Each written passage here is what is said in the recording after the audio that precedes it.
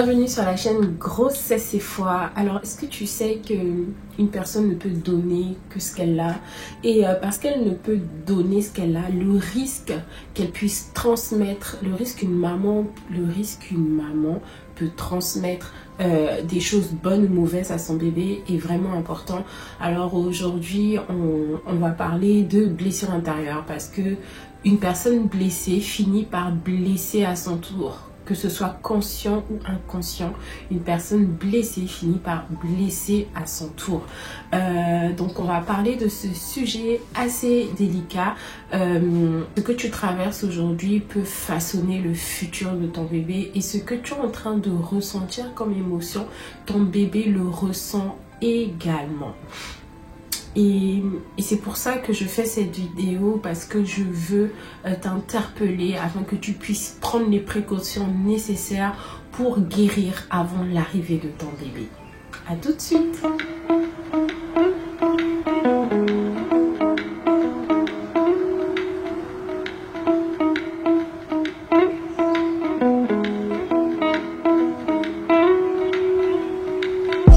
Bienvenue sur la chaîne Grossesse et Foi. Je suis Grace, épouse, maman de 3 merveilleuses créatures, infirmière puéricultrice, également auteure de ce journal de grossesse et sans recueil de prières. Mais surtout, je suis passionnée de Dieu. Installe-toi bien. On va parler donc d'un sujet qui est assez délicat. Je disais en fait que on va parler des blessures intérieures que tu ne veux surtout pas transmettre à ton bébé et qui est important d'identifier et de guérir avant son arrivée. Les batailles en fait que je me suis rendu compte que les batailles que les parents n'ont pas remportées en fait se reportent sur leurs enfants. Parce que tout simplement les enfants sont un héritage, et qui dit héritage, ben ils héritent en fait de ce qui est bon ou ce qui est mauvais. Et notre responsabilité en tant que maman, c'est vraiment de nous lever en fait comme Déborah, cette femme dans la Bible qui s'est levée en fait pour sa nation. C'est de nous lever afin de mettre une ligne de démarcation, que ce qui a vaincu nos ancêtres, ce qui a vaincu nos grands-parents ne puisse pas traverser à notre génération. Et vraiment décider de me consacrer pleinement à Jésus, de telle sorte que la génération qui viendra après moi sera une génération d'enfants de Dieu, et je travaille fort pour cela. Je me suis également levée comme une Déborah, de telle sorte que la lignée, la génération qui va venir après moi, soit une génération d'enfants de Dieu, soit une génération d'enfants consacrés, soit une génération de disciples de Jésus. Et en tant que parent, en tant que maman, Dieu nous donne cette autorité sur notre bébé. Et juste avant de commencer et de poursuivre cette vidéo, si tu n'es pas encore abonné, je t'invite à cliquer sur le bouton pour t'abonner afin de m'encourager et de partager également. Ça permettra de soutenir cette chaîne et et tout simplement permettre que la chaîne soit visible par le plus grand nombre de mamans qui a besoin d'entendre ces messages édifiants. Et également, si tu as la possibilité, je t'encourage à regarder cette vidéo avec ton mari. Et si ce n'est pas possible, ben je t'encourage toi à faire ta part avec les clés et les exemples que tu vas recevoir durant cette vidéo. Alors, donc dans la précédente vidéo, je te parlais d'une victoire que j'ai expérimentée par rapport aux ennemis de ma grossesse. Si tu n'as pas regardé cette vidéo, je vais te mettre le lien. Tu vas pouvoir découvrir en fait les armes qui m'ont permis de pouvoir avoir cette victoire-là. Et je suis sûre que tu auras également la victoire sur l'ennemi de ta grossesse. Donc aujourd'hui, je vais te parler vraiment de l'importance de pouvoir identifier ces blessures, l'importance de pouvoir guérir de ces blessures intérieures avant l'arrivée de ton bébé. Et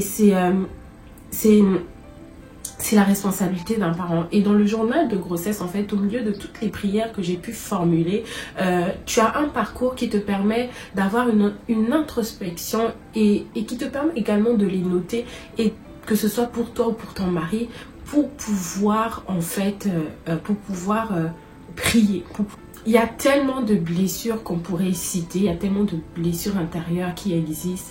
Mais aujourd'hui, j'ai vraiment décidé de me focaliser sur une blessure en particulier que je veux développer avec toi. En fait, il m'est arrivé, j'ai assisté à une scène, j'ai entendu en tout cas une maman de mon entourage, ça fait quelques années maintenant, mais une maman de mon entourage qui exprimait le fait qu'elle avait du mal. Sa fille avait je pense 4-5 ans à l'époque, donc elle exprimait qu'elle avait du mal lorsque sa fille lui disait je t'aime.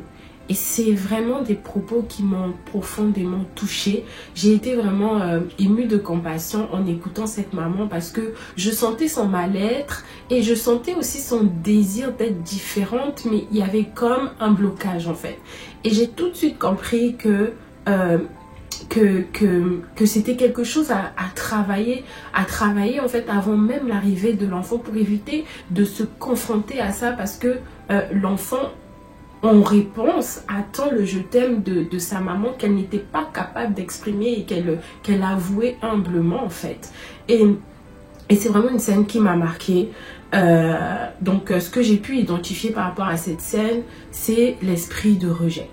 C'est vraiment l'esprit de rejet qui est un fléau, et dont j'ai pu faire des analyses, j'ai pu observer autour de moi, et je vais te partager dans cette vidéo en fait des remarques où tu vas peut-être te retrouver. Le but en tout cas, ce n'est pas de t'accuser, le but au contraire c'est de vraiment pouvoir réaliser que ça existe et de les traiter, de les confronter tout simplement. Et donc j'ai remarqué que les personnes qui ont l'esprit du rejet, les personnes qui sont blessées par rapport à l'esprit du rejet, c'est que ce sont des personnes en fait en général, elles ont peur de s'attacher aux autres en fait. Ce sont des personnes qui préfèrent abandonner les autres avant qu'on les abandonne elles. Ce sont des personnes en fait qui sont assez méfiantes dans les relations et qui sont en général solitaires. Et c'est aussi des personnes qui parfois ont du mal avec l'autorité, donc l'autorité d'un patron, l'autorité du mari, l'autorité du pasteur, en tout cas ont du mal avec une certaine autorité. Et bien sûr, je ne fais pas de généralité, d'accord? Cette vidéo, c'est vraiment, comme je l'ai dit, cette vidéo a pour but de sensibiliser, pour emmener à la lumière tout ce qui est caché. Parce que tout ce qui est caché nous empêche véritablement de grandir dans la foi. Parce que tout ce qui est caché nous tire vers le bas. Parce que tout ce qui est caché en fait, et ces blessures-là, parce qu'en réalité, ces blessures-là causent en nous des véritables forteresses. Des forteresses qui s'opposent à notre foi. Et donc, la manifestation de cet esprit de rejet et la manifestation de ces blessures-là, le point commun de ces mamans, c'est que parfois ce sont des mamans qui ont du mal à se prendre en photo durant la grossesse. Mais quand je dis du mal, c'est que ça devient comme une phobie en fait. Elles ne peuvent pas se regarder dans le miroir. Sont des mamans aussi qui ont été orphelines très jeunes. Et où ce sont des mamans en fait qui n'ont pas connu leur père, qui n'ont pas connu leur mère, ou alors qui ont eu des parents qui étaient présents physiquement, mais qui étaient absents émotionnellement. Ou pour plusieurs raisons, parce que c'était des parents en fait, ou une maman qui allait travailler à l'étranger, ou bien qui a eu son enfant tellement jeune que elle est allée faire ses études à l'étranger, et aussi des personnes victimes de l'esprit du rejet. Ce sont des mamans en fait qui ont été violées, ce sont des mamans qui ont été abusées sexuellement et qui manifestent de la colère, de la tristesse, mais qui ne savent pas et qui n'arrivent pas à mettre le doigt dessus en fait. Et Et aussi, ce sont des mamans qui ont grandi dans un environnement familial qui n'ont pas favorisé un environnement familial dans lequel elles n'ont pas été très exposées à l'amour en fait, qui ont été vraiment exposées au rejet, à la maltraitance. Et je le dis vraiment avec beaucoup de compassion. J'essaie vraiment je pèse mes mots quand je le dis parce que ce sont des situations dramatiques. Et c'est aussi des mamans ou des parents qui ont grandi avec des parents séparés, malheureusement. Et en fait, elles se rendent compte qu'elles sont enceintes et elles nourrissent la pensée de se dire, est-ce que je vais pouvoir être une bonne mère parce que moi-même je n'ai pas eu de mère, parce que moi-même je n'ai pas eu de mère aimante. Et ce sont vraiment des manifestations qui peuvent être subtiles dans la vie quotidienne, mais qui en réalité font beaucoup de dégâts, dans les familles. Et c'est important vraiment de s'arrêter et de voir comment c'est possible de garder son cœur par rapport à ces blessures-là. Et donc, dans cette partie, je vais t'expliquer en fait comment ces blessures peuvent avoir un impact sur la vie de ton bébé. Je vais t'expliquer en fait ce que tu es en train de traverser a un effet sur son développement. Ce que tu es en train de traverser a un effet sur son développement émotionnel et spirituel. Parce que tes peurs, tes croyances peuvent être transmises inconsciemment. Et sache que le Seigneur ne s'est pas trompé. Le Seigneur t'a choisi pour être une mère. Il te fait confiance et il sait que tu as la capacité, par sa grâce, il sait que tu as la capacité d'être guéri en fait. Parce que son désir, c'est que tu ne puisses pas répéter les schémas du passé. Son désir, c'est que tu deviennes une mère guérie. Et c'est vraiment le but de cette vidéo. Il y aurait tellement d'aspects, il y aurait tellement de points à aborder. Mais je vais essayer d'aller à l'essentiel et de pouvoir te donner ces clés-là qui vont te permettre d'aller chercher ta guérison.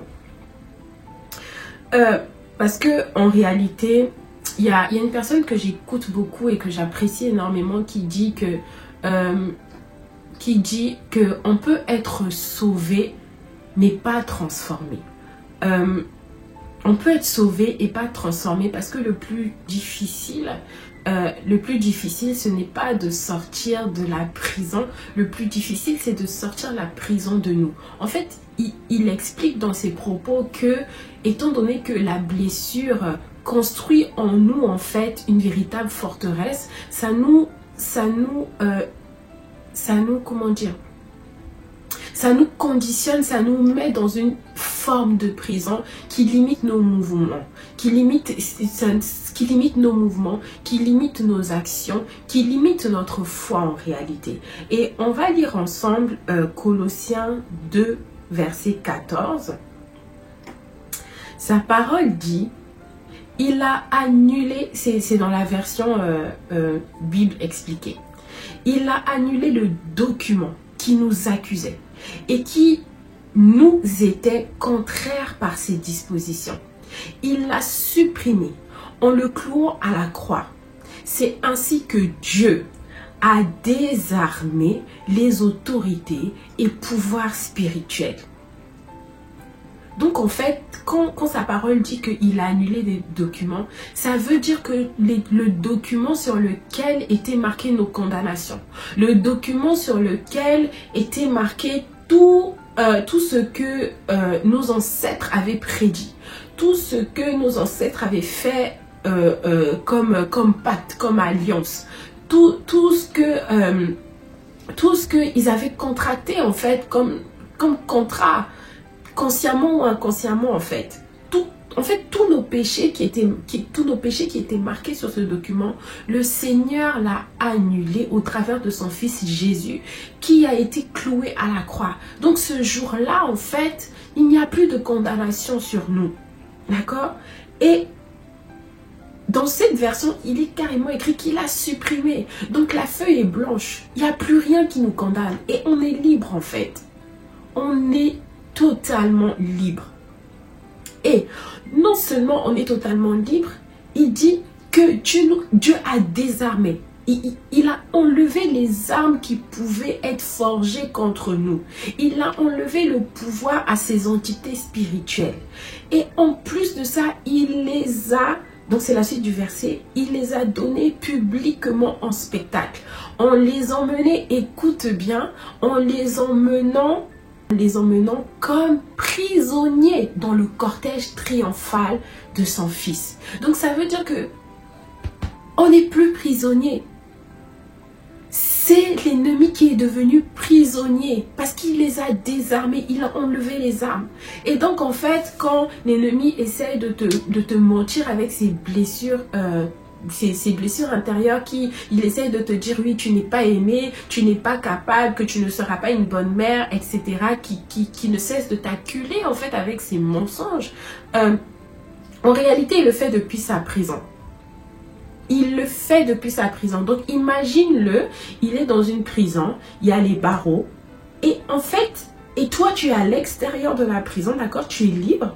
Et puis, il te lance des paroles, en fait, depuis sa prison, alors qu'il ne peut pas bouger. Il ne peut pas bouger, en fait. Et quand tu as conscience de ça, tu te dis, mais non, je ne peux pas, je dois me lever.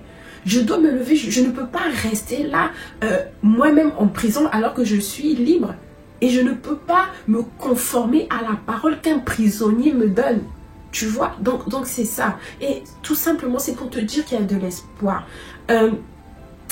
C'est vrai, ces blessures-là peuvent impacter. Et pourquoi je fais cette vidéo? C'est parce que je veux que tu réalises que ces blessures-là sont sérieuses. Ne les minimise pas parce qu'elles peuvent influencer ton postpartum. Et parce que, en fait, ça peut... Le but, en fait, c'est que parfois, ça peut aller dans des manifestations encore plus grandes, en fait. Ça peut se multiplier. Et peut-être que cette grossesse, c'est la saison de la délivrance pour toi. Peut-être que c'est le moment que Dieu a choisi afin que tu puisses finalement te confronter à ces peurs-là, te confronter à ces pensées limitantes et te dire, en fait, j'en veux plus. Je veux plus, maintenant je vais devenir mère. Je ne veux pas que mes enfants puissent subir ce que j'ai subi. Je ne veux pas que mes enfants soient oppressés comme je suis oppressée. Et ça doit réveiller en fait en toi, ça doit réveiller en toi une sainte colère. Et parfois les mensonges de l'ennemi, peut-être qu'il est en train de te dire, oui, tu vas élever cet enfant seul, le papa va partir, etc. Tout ça, ce sont des mensonges en fait. Il est là pour t'acculer parce qu'il veut détruire la famille. Son cauchemar numéro 1, c'est également la cellule familiale. Il n'aime pas voir les gens heureux. Il n'aime pas voir les gens unis.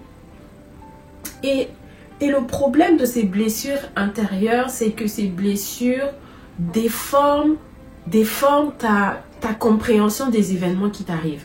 En fait, les blessures et cet esprit de rejet en particulier te fait porter des lunettes. Te fait porter des lunettes qui déforment les saisons que tu vis. Te fait porter des lunettes qui éteignent ta foi.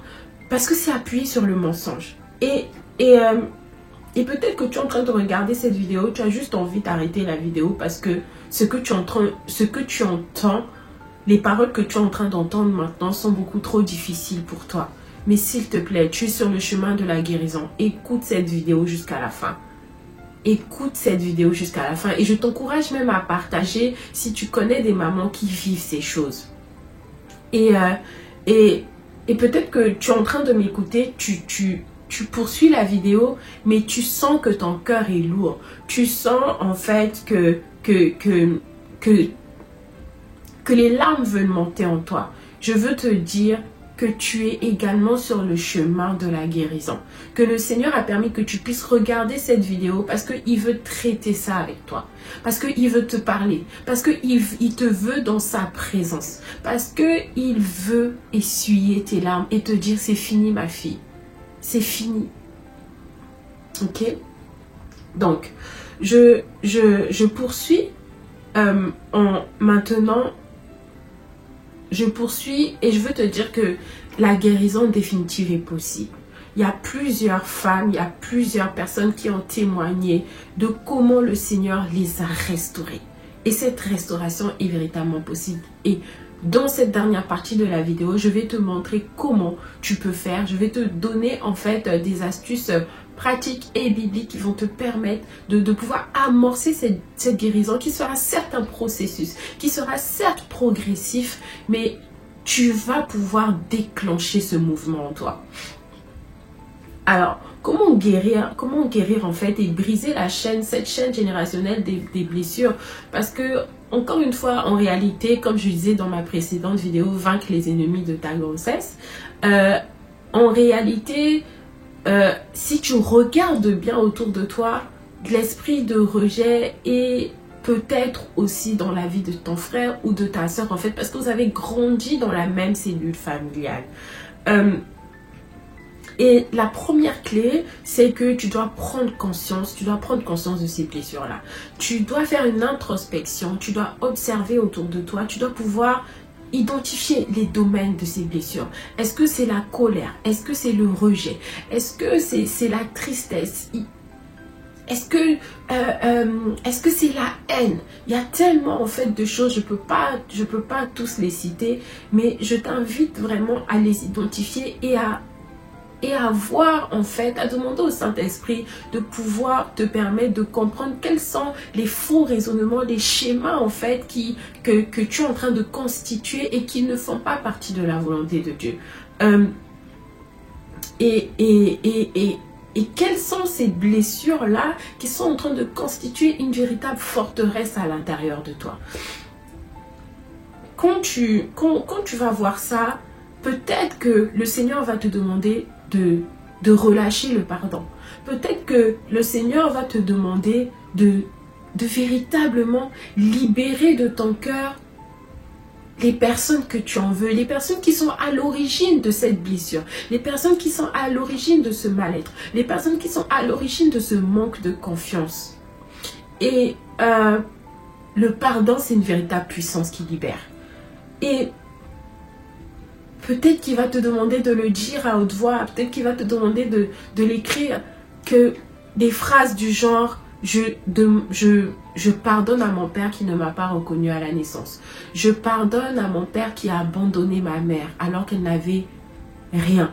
Je pardonne à mon père qui nous a abandonnés avec ma maman. Je pardonne à mon père qui a été violent.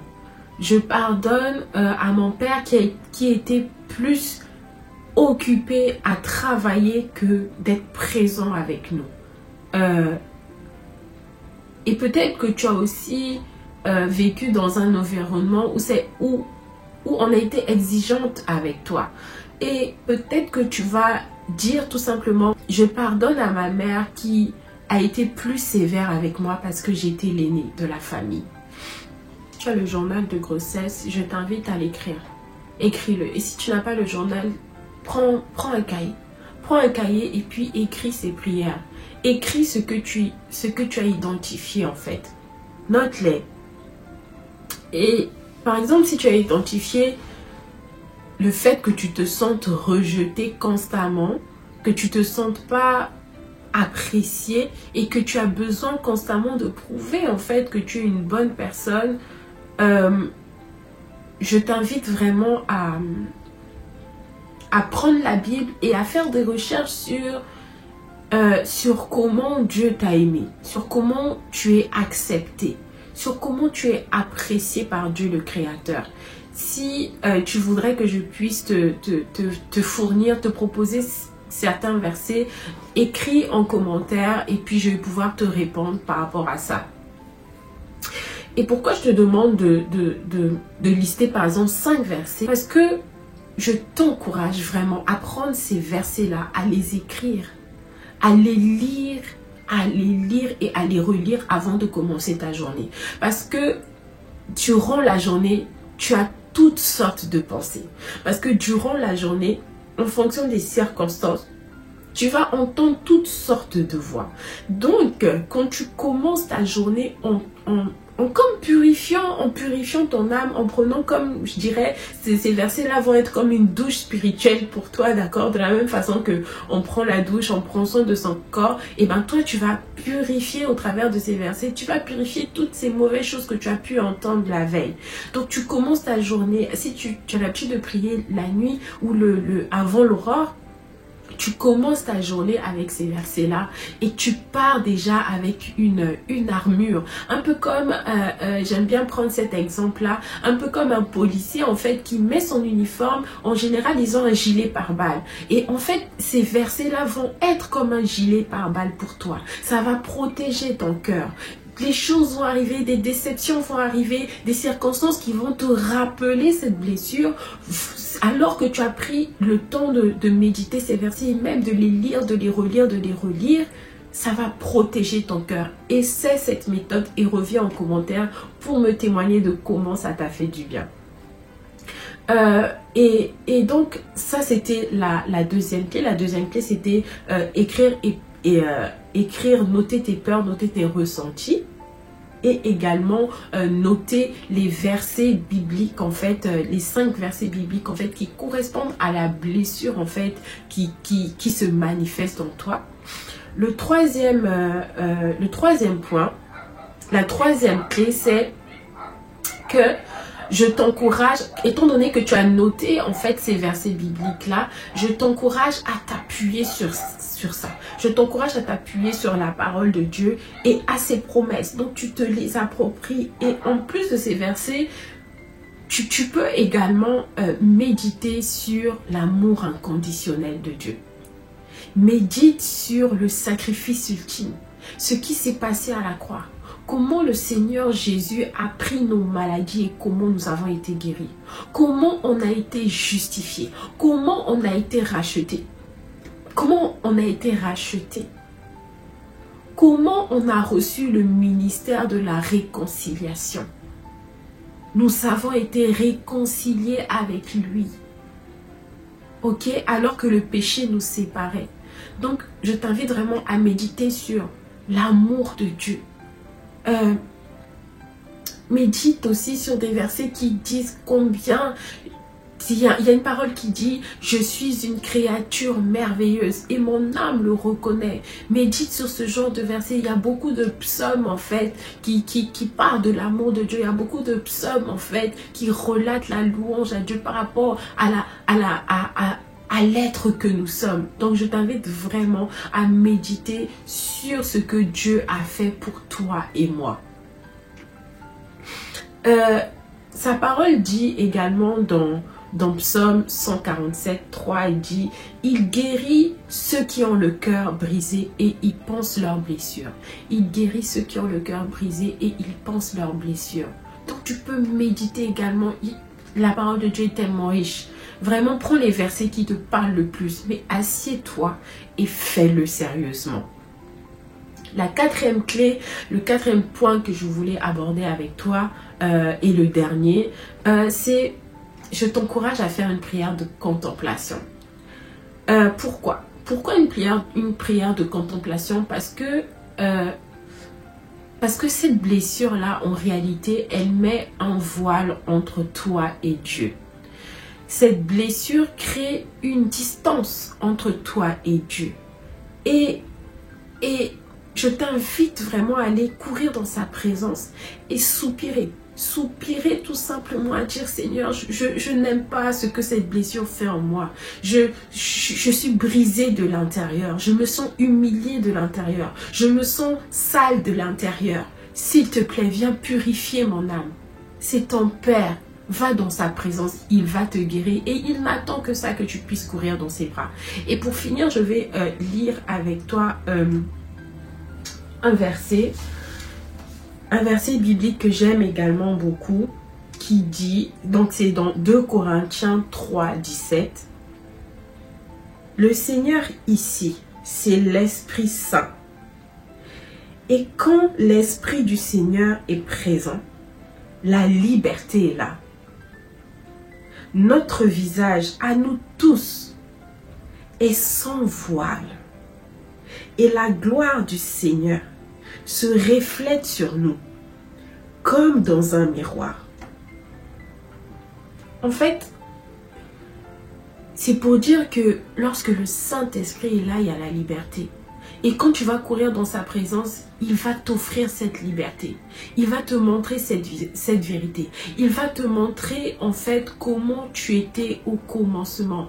Il va te montrer le désir, la volonté, le destin qu'il a pour toi et pour ton enfant. Il va te guérir. C'est ce qu'il veut faire. Et en fait, quand tu vas le contempler, quand tu vas tout simplement te mettre à nu devant lui, dire Seigneur, je reconnais que j'arrive pas à abandonner telle chose. Seigneur, je reconnais que je suis addict à telle chose. Seigneur, je reconnais que j'y arrive pas. J'arrive pas. L'attitude de mon mari me blesse. Seigneur, je reconnais que quand un tel me parle, ça fait quelque chose en moi et je ne sais pas pourquoi. Montre-moi ce qui s'est passé. Montre-moi le traumatisme que cela a causé en moi. Et là, en fait, il dit que la gloire du Seigneur va se refléter sur toi comme un miroir. Il y aura un transfert de gloire quand tu vas le contempler. Et le Seigneur, qui est l'Esprit, nous transforme. Donc, quand la gloire va se transférer sur toi, en réalité, tu vas vivre une véritable transformation. Tu ne seras plus cette femme qu'on appelle délaissée. Tu ne seras plus cette femme qu'on appelle abandonnée. Tu ne seras plus cette femme qu'on appelle violée. Tu ne seras plus cette femme qu'on appelle rejetée. Non, tu ne seras plus cette femme parce que tu vas aller dans sa présence et tu vas le contempler. Alors que tu vas le contempler, sa gloire va te remplir. Alors que tu vas le contempler, sa gloire va te transformer et tu ne seras plus cette personne. Avant même ton accouchement, tu ne seras plus cette personne qu'on dit. Tu seras une femme renouvelée. Tu seras cette future maman guérie et restaurée par la grâce de Dieu. Et la fin du verset dit, il nous rend semblables à lui avec une gloire toujours plus grande. Donc en fait, c'est de gloire en gloire. Pour finir cette vidéo, je vais prier. Je vais prier avec toi. Je vais faire une prière avec toi. Oh Seigneur mon Dieu, je te rends grâce. Je te rends grâce pour ma soeur qui a décidé de regarder cette vidéo jusqu'à la fin. Je te rends grâce parce que elle a vu cette vidéo et elle a cliqué. Et je crois Seigneur qu'aujourd'hui c'est le jour de sa délivrance. Je crois qu'aujourd'hui c'est le jour où elle dépose ses fardeaux à tes pieds. C'est le jour où elle dépose son joug et elle prend ton joug à toi qui est léger. C'est le jour où elle décide de tourner la page au passé. C'est le jour où elle décide de guérir véritablement de ses blessures intérieures qui la rongent depuis si longtemps. C'est le jour où elle a décidé de ne pas transférer ses blessures, ce schéma répétitif familial dans la vie de son bébé. Merci oh Dieu parce que maintenant tu es celui qui est auprès d'elle. Tu l'as guérie. Tu poses ta main maintenant sur son cœur. Merci Seigneur parce que tu lui montres à quel point tu l'aimes. Merci parce que tu lui montres à quel point tu as confiance en elle. Merci parce que tu lui montres à quel point tu veux faire d'elle, Seigneur, cette femme qui impacte des générations. Merci parce que tu veux faire d'elle cette femme qui va annoncer l'évangile et qui va dire, comme cette femme samaritaine, qu'elle a été guérie. Oh Seigneur, merci. Merci Seigneur. Merci parce que tu visites ma sœur. Merci parce qu'elle reviendra témoigner de comment tu as fait cette œuvre en elle. Seigneur, je prie que ce cœur qui était lourd autrefois est déchargé dans le nom puissant de Jésus. Je prie, ô Dieu, que ce cœur qui était fatigué, que cette âme qui était fatiguée est restaurée au nom de Jésus. Seigneur, j'appelle le ministère de la restauration. J'appelle le ministère de la restauration et je déclare que les chaînes sont brisées. Seigneur, je déclare que tout ce qui l'a maintenu captif jusqu'à aujourd'hui, les chaînes sont brisées et les liens sont coupés dans le nom de Jésus. Merci Seigneur. Merci pour cette œuvre de restauration que tu fais en elle. Merci Seigneur pour l'onction de guérison qui descend sur elle maintenant. Merci, oh Dieu. Merci Seigneur pour la capacité à pardonner que tu lui donnes. Merci Seigneur. Merci, oh Dieu. Que toute la gloire te revienne. Au nom de Jésus. Et je veux t'encourager à réécouter cette vidéo. Réécoute cette vidéo et note les points, note tous les conseils, note toutes les clés en fait que j'ai pu aborder avec toi. Et je veux te dire que le Seigneur t'a choisi pour porter la vie.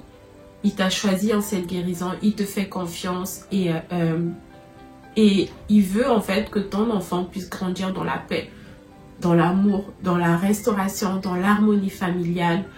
Et si tu as besoin de soutien dans la prière, n'hésite pas à rejoindre notre groupe privé des Mob to Be en Christ et tu nous rejoins et tu déposes ton sujet de prière et puis nous allons prier ensemble parce que je crois qu'il y a une force dans l'unité. Et n'hésite pas à t'abonner, à partager cette vidéo également à une maman qui a besoin d'entendre cela et également à écouter cette vidéo avec ton mari si c'est possible. Je te dis donc à la prochaine vidéo. Prends soin de toi et sois béni.